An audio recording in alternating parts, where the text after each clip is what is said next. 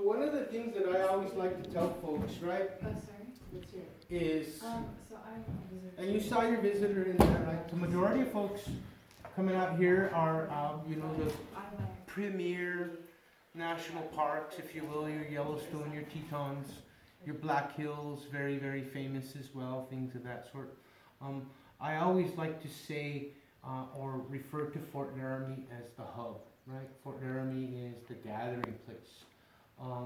Fort Laramie is, in terms of Wyoming, as not only a territory, but as a location within the entirety of the northern Great Plains, right, is the beginning, right?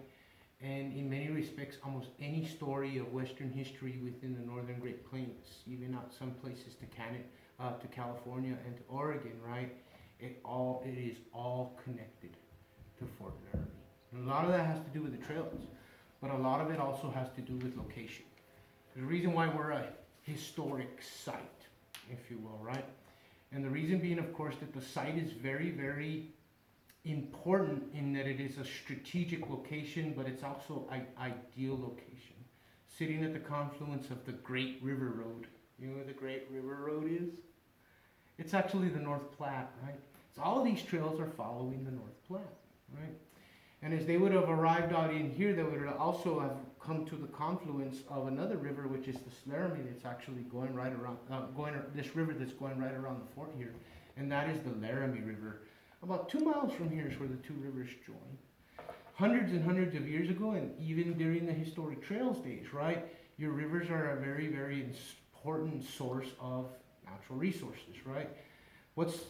I always ask folks like this, and I'll ask you, so what do you think is probably the most important thing you have on your journey westwards? She's gonna say, when you were playing Oregon Trail.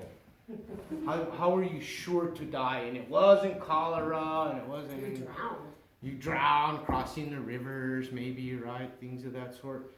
But actually the more common one, believe it or not, and what you were trying to protect more than anything, one of the things that we find about the Great River, or the Great River Road, right, and or the historic trails, is that over a period of time, right, because the natives have been using these rivers as trails as well, things of that sort.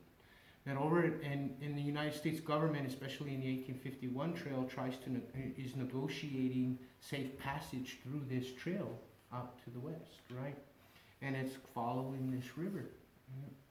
And eventually what you begin to see is that there has become so much traffic along these trails, right, is that it starts to have its impact on the environment. The most noticeable impact on the environment to the Native Americans is that what used to be one large North American herd of bison is now 2 large herds, right? It's a northern herd and it's a southern herd. And what has divided this large herd? Railroad. Now, this historic trails, Oh. right? And one of the reasons it's gotten divided is that there's so much traffic along the Great River Road, right? Is that piano that you're taking out west that is an heirloom, right? That's been passed down for 5 generations, right? How important is that to you? Now you're going to toss it out. Right? Because it's overburdening what? Yeah, the most important thing you need on your trail, on your westward journey, is your source of horsepower, right? Mm-hmm. It's the same thing today, is it not? Right? It's taking care of your vehicle, because your vehicle's not going to run without oil, right? Your livestock's not going to run without grass and water, right? It's the same method of travel.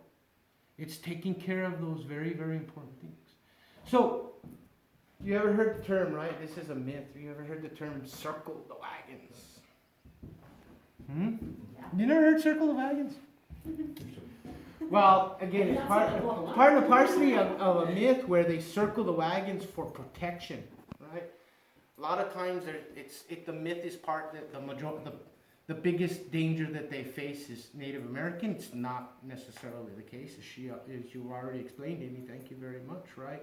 But they circle the wagons against any danger, whether they be wolves or anything that is going to endanger what?